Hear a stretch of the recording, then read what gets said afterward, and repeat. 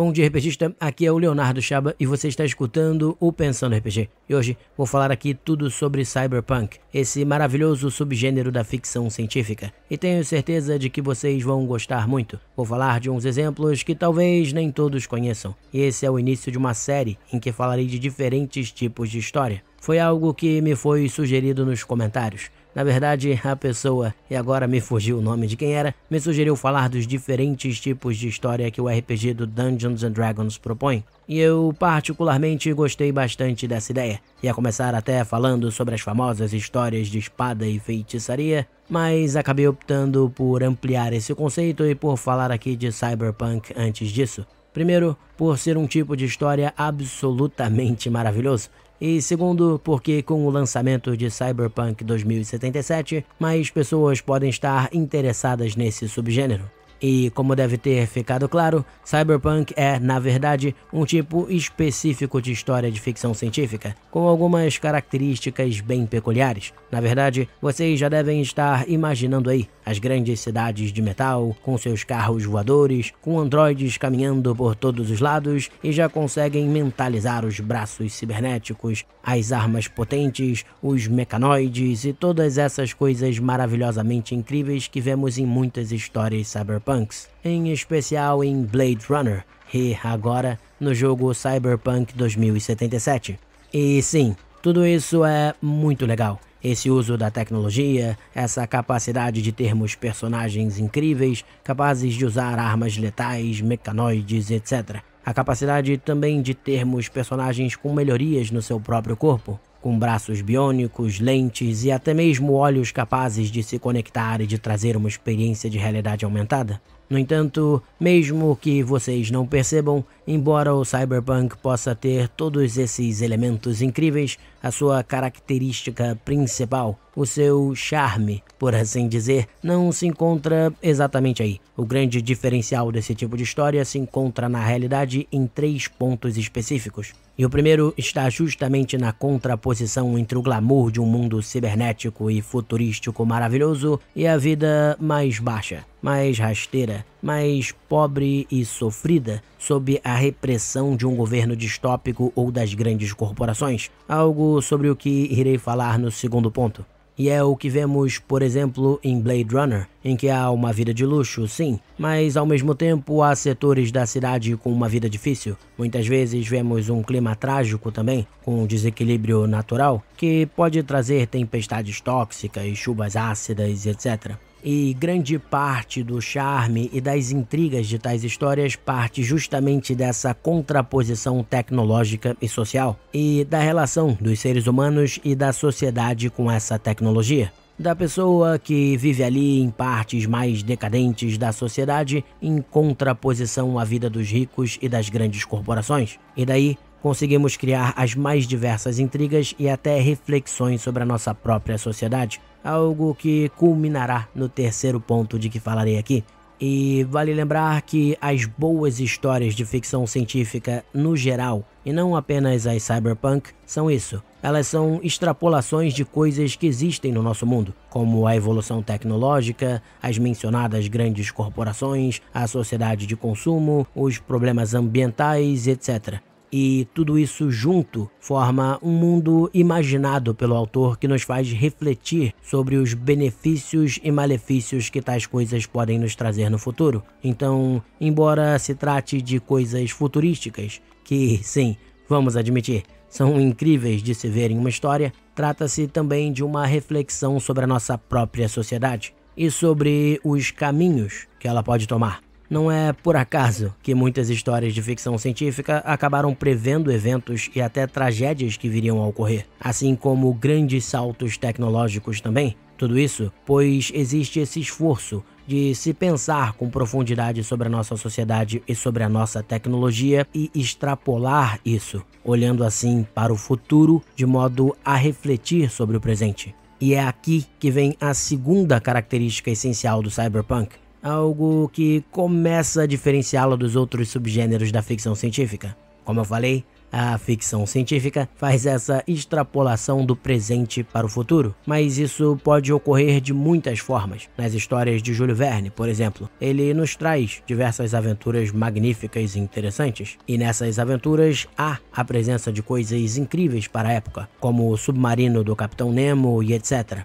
Ou seja, em tais aventuras, temos sim a presença aí da ciência, da ficção científica, mas temos uma visão positiva da tecnologia. Afinal, é ela que permite ao homem ir ao centro da Terra, ou viajar até a Lua, ou dar a volta ao mundo. Então, basicamente aqui, nós temos sim uma experiência de ficção científica, mas com uma visão bem positiva. Já nas histórias cyberpunk, a coisa não é bem assim. Afinal, como deve ter ficado claro quando falei da contraposição de alta e baixa tecnologia e da contraposição entre classes mais pobres e mais ricas, as histórias cyberpunk trazem uma visão mais negativa sobre o futuro da tecnologia e da própria humanidade. Uma visão entre opressores e oprimidos que é criada através do que chamamos de uma sociedade distópica. E o que seria isso? Bem, é uma sociedade que é o oposto daquilo tudo que imaginaríamos como uma sociedade ideal. Isto é, temos um alto grau de violência, de pobreza, de criminalidade, ao mesmo tempo em que temos uma sociedade que tolhe as liberdades individuais, seja por meio de um governo autoritário, de alguma catástrofe, das corporações, da sociedade de consumo exacerbado e etc. E, naturalmente, temos muitos exemplos desses mundos distópicos nos filmes e na literatura. E nem todos são cyberpunk, claro. Em Jogos Vorazes, por exemplo, temos uma história com alguns elementos, sim, do cyberpunk. Talvez alguns possam até considerar Jogos Vorazes uma história desse tipo, mas nela temos aí um futuro distópico. Afinal, ali temos uma capital que controla quase que todos os aspectos da vida de suas colônias, ao ponto de botarem as crianças dessas colônias num combate mortal. E vemos isso também em Admirável Mundo Novo, a brilhante obra de Aldous Huxley, que também tem um pé ou o corpo todo, talvez, no cyberpunk. Ali vemos que a humanidade já não mais se reproduz, que os seres humanos são criados em laboratório, em uma linha de produção similar à da construção dos carros no Fordismo, e que tais humanos já são criados com seu futuro determinado, preenchendo cada uma das castas sociais apresentadas no livro. Ou seja, temos ali um controle total sobre a vida dos indivíduos. E vemos uma distopia acontecer também em Neuromancer, obra de William Gibson, lançada em 1984, que é considerada a obra mais importante para a solidificação do estilo cyberpunk. E nela temos um mundo em que os mais ricos, com acesso a maior tecnologia, podem utilizar próteses e melhorias que os tornam basicamente super-humanos. Em contraposição a isso, temos os mais pobres, que vão viver em favelas com os restos de tecnologia ultrapassada em que conseguem colocar as suas mãos. E fica claro aí tudo o que já falei, não é? Da contraposição de alta e baixa tecnologia, de riqueza e pobreza diante ainda de uma sociedade distópica que oprime grande parte da população. E aqui vale só fazer a observação que, embora Neuromancer tenha pintado o cyberpunk como ele é hoje, principalmente na literatura, visualmente, talvez hoje a gente veja o cyberpunk com os olhos de Blade Runner, que é um filme que de fato utilizou elementos da sociedade de Neuromancer, mas que se baseia mesmo numa obra anterior, de Philip K. Dick, chamada Androides Sonham com Carneiros Elétricos, e lançada em 1968. Mas, enfim, aqui creio que os dois primeiros elementos ficam bem claros, não é? De termos uma ficção científica que explora sim os limites da tecnologia e da relação dos seres humanos com essa tecnologia, e que tenta nos mostrar como isso pode ser perigoso, que tenta nos fazer pensar sobre nossa sociedade mostrando um possível futuro distópico. E eu até arriscaria dizer que o tal futuro distópico talvez nem seja tão futuro assim, olhando aí para a crise que está sendo causada atualmente pela pandemia do coronavírus. Pois é. Só que temos então tudo isso que eu falei, essa contraposição de ricos e pobres, essa sociedade distópica que oprime grande parte dos indivíduos, e temos tudo isso associado à alta tecnologia e à relação da humanidade com essa tecnologia. E é aqui, justamente aqui, que entra o terceiro ponto. E esse é a parte punk, digamos assim, do cyberpunk, que é o fato de que nessas histórias nós acompanhamos justamente um indivíduo ou um grupo de indivíduos que procura se opor a essa sociedade. São os reprimidos, nesse caso, lutando contra elementos dessa sociedade distópica opressora, ou até contra essa sociedade distópica por inteiro. É o que vemos acontecer em Matrix, por exemplo. Talvez muitas pessoas não pensem no filme como uma obra cyberpunk, mas ele é. Houve uma catástrofe, que foi o fato de as máquinas dominarem os seres humanos, e passamos então a ter uma sociedade distópica, em que os humanos não passam de um recurso utilizado pelas máquinas para sobreviver.